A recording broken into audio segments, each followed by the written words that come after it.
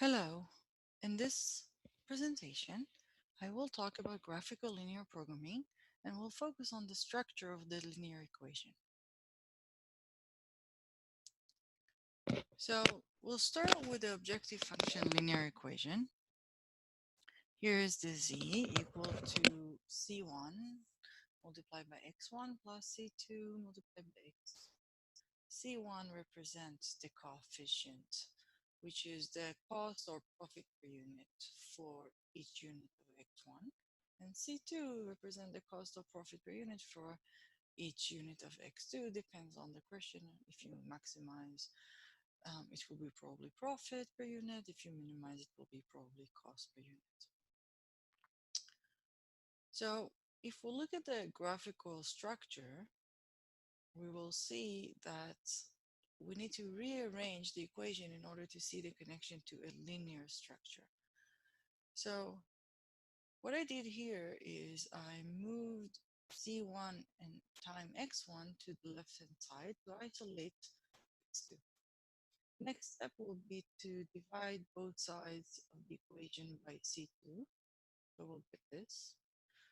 And the structure that we have now, when x2 is on the y-axis, you can see that we have our slope of the line and we have the y-intercept.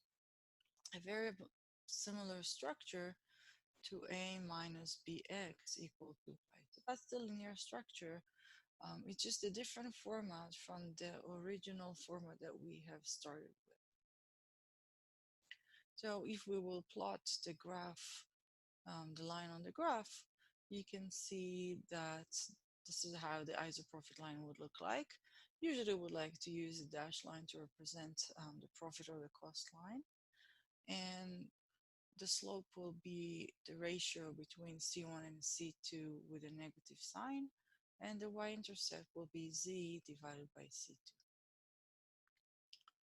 So the question will be, if the profit will increase by a certain value, let's call it Z tag.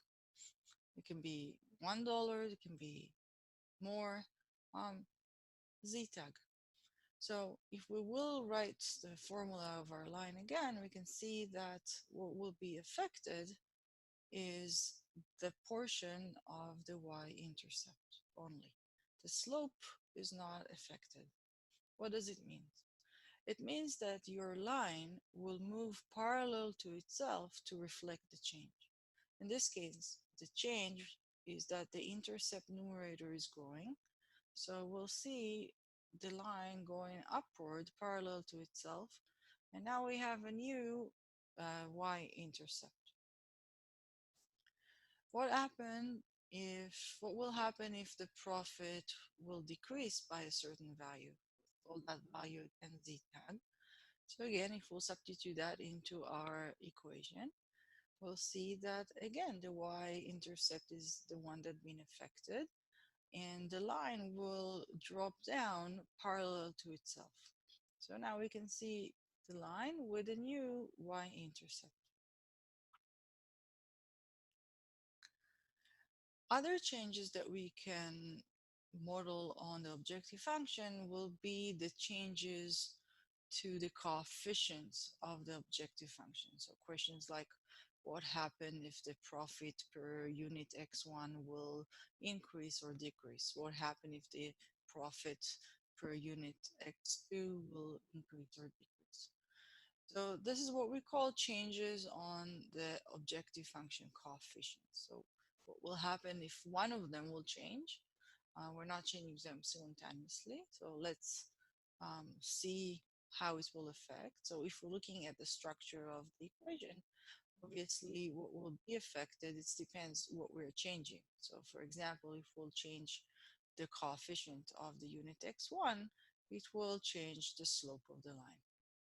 If we're changing the coefficient of unit x2, which is c2, you will see that it will affect also the slope, but also the intercept of the The result will be that the slope of the line will change. It means that we can have different slopes. It really depends on what type of change we are applying to the objective function. Another change that I would like to show you is changes that we do to the constraint. And we will focus on changes to the right-hand side of the constraint. So usually it will be changes in the resource level. So if this is the structure of the constraint, a1x1 plus a2x2, we can model a constraint that is less than equal than a certain resource labeled as L. Obviously, the sign is not important now. We can have less than equal, greater equal, or equal sign constraint. So as you can see, the constraints coefficients are A1 and A2. This is how many units we need from that resource in order to produce those units X1 and X2. And the questions that we'll ask ourselves, how changes on L will impact the structure of the constraint. So let's see. Um, Here is our constraint. Let's rearrange it again in order to isolate x2 to get the structure of a linear line. So first of all, I'm moving a1, x1 to the right hand side, and then I divide by a2 in both sides. And I got the structure x2 less than equal than the right hand side. And we can see here is the slope of the line, and here is the y-intercept of the line. So if we plot the line, you can see that in this scenario, all the values that are on the line or below the line will be feasible for this constraint. Obviously, the intercept is L divided by A2, and the slope is the negative A1 over A2. Now, the next step is to understand what happens if L is changing. The resource availability is changing. So let's look at the structure of the constraint, and let's say that L, the right hand side, will increase by a certain value. Let's label it as L tag. So what will be affected will be the y-intercept only. And you can see that the numerator is being affected. What does it mean? It means that the constraint line will move parallel to itself. In this case, because we added a value, it will move upward. Okay? The intercept, the new one, as you can see, is higher. It's also what it causes, it's causing the feasible area to be a bigger area. The triangular now is much bigger than what we started with. So that's the demonstration on the structure of the linear equation and some changes that can happen. Thank you.